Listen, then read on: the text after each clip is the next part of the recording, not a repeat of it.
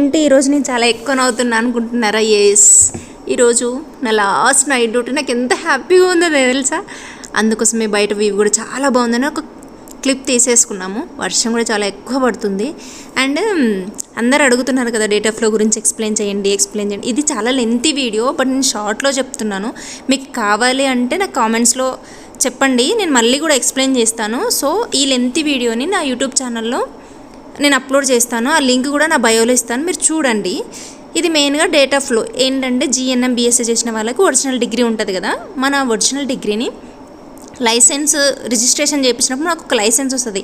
ఆ licence and transcript మన కాలేజ్లోనే ఇస్తారు. వర్క్ ఎక్స్పీరియన్స్ మనం ఎక్కడైతే వర్క్ చేస్తున్నామో అక్కడ స్టిల్ వర్కింగ్ అయినా తీసుకోవచ్చు. మనం ప్రీవియస్ హాస్పిటల్లో చేసిన వర్క్ ఎక్స్పీరియన్స్ ఉంటే కూడా మనం అది యాడ్ చేసుకోవచ్చు. పాస్పోర్ట్ కాపీ బిగులు మస్ట్ ఇంపార్టెంట్. పాస్పోర్ట్ కాపీ మర్చిపోకండి, సరేనా? ఇది మనం ఏజెంట్కి ఇచ్చినామంటే వాళ్ళు డేటా ఫ్లో 1.5 మంత్లో డేటా ఫ్లో అయిపోతుంది. ఈ డేటా ఫ్లో అయిపోయిన తర్వాతకి ఎలిజిబిలిటీ ఉంటుంది.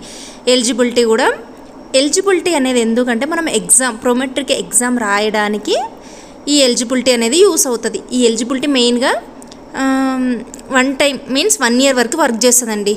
ఆ 1 year లోపు మనకి 3 attempts ఉంటాయి ఎగ్జామ్. ప్రోమెట్రిక్ సౌదీ ఎగ్జామ్ అనేది ఉంటుంది. ఆ ఎగ్జామ్ బుకింగ్ కూడా ఏజెంటే మనకి బుక్ చేస్తుంది. లైసెన్స్ రిజిస్ట్రేషన్ మనం ఎగ్జామ్ రాసిన తర్వాతకి లైసెన్స్ రిజిస్ట్రేషన్ కూడా ఉంటుంది. ఆ రిజిస్ట్రేషన్ కూడా మనకి ఏజెంటే చేస్తారు. మనకి ఇంటర్వ్యూస్ ఎలా ఉంటాయంటే ఆన్లైన్లో ఉంటాయి, ఆఫ్లైన్లో ఉంటాయి.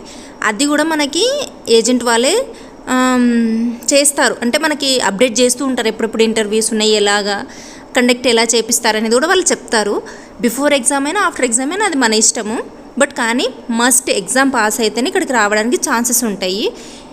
దెన్ తర్వాతకి మెడికల్స్కి కూడా మహా అంటే వాళ్ళే బుక్ చేస్తారు. ఒక నియర్ బైలో మనకి ఏదైతే మెడికల్ సెంటర్స్ ఉంటాయో వాళ్ళు ఆ మెడికల్ సెంటర్స్కి బుక్ చేస్తే మనం 1 day వెళ్ళినామంటే ఈవినింగ్ లోపు అంతా మన మెడికల్ రిజల్ట్స్ కూడా వచ్చేస్తాయి. వీసా ప్రాసెసింగ్ కూడా ఇది మన ఏజెంటే చూసుకుంటారు. ఎంబసీ స్టాంపింగ్ ఏంటంటే మెయిన్గా మన సర్టిఫికేట్ ఒరిజినలా కాదా, డేటా ఫ్లో అయ్యిందా లేదా అనేది చెక్ చేసి వాళ్ళు స్టాంపింగ్ వేస్తారు. ఆ స్టాంపింగ్ వేసిన తర్వాతకి అది ఇమ్మిగ్రేషన్ స్టాంపింగ్ అని లాగా వస్తుంది. మన వర్కింగ్ వీసా మీద పోతున్నట్ల ఇమ్మిగ్రేషన్ స్టాంపింగ్ అనేది మనకు వస్తుంది ఒరిజినల్ డిగ్రీ పైన. ఫ్లైట్ టికెట్స్ మెయిన్గా కొంతమందికి మాత్రమే ఇక్కడ మనం ఇంటర్వ్యూ తీసుకున్న తర్వాతకి ఆఫర్ లెటర్ వస్తుంది కదా. కొన్ని కంపెనీస్ వాళ్ళే బుక్ చేస్తారు ఫ్లైట్ టికెట్స్, ఇంకొన్ని కంపెనీస్ మనమే బుక్ చేయాల్సి ఉంటుంది. ఎలాగంటే మనమే మనీ పెట్టేసుకొని రావాలి. ఇది ప్రాసెసింగ్ కూడా మనీ ఉంటుంది. డేటా ఫ్లో నుంచి eligibility and flight tickets ending వరకు మనం మనీ స్టెప్ బై స్టెప్ మనం కొంచెం మనీ పే చేసుకుంటూ ఉండాలి. ఏజెంట్ ఫీజు కూడా ఉంటుందండి.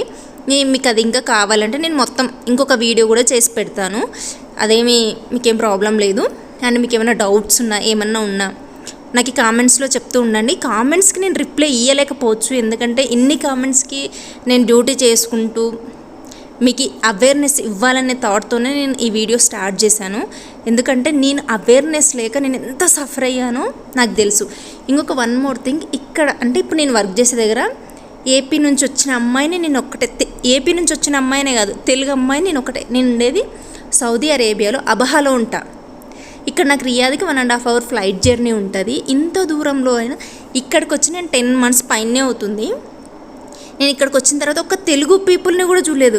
నాకు అనిపించింది, అరే ఏంట్రా మన వాళ్ళకి ఇంత అవేర్నెస్ లేదా అని చాలా చాలా బాధ కూడా అనిపించింది నాకు. సో నేను అవేర్నెస్ ఇవ్వాలనే థాట్లోనే నేను అనుకుంటున్నాను. మీకు ఏ డౌట్స్ ఉన్నా కూడా నా కామెంట్స్లో చెప్పండి. నేను ఒకరోజు కూర్చొని మీకు వీడియో PDF కావాలంటే కూడా నేను ఫార్వర్డ్ చేస్తాను, సరేనా?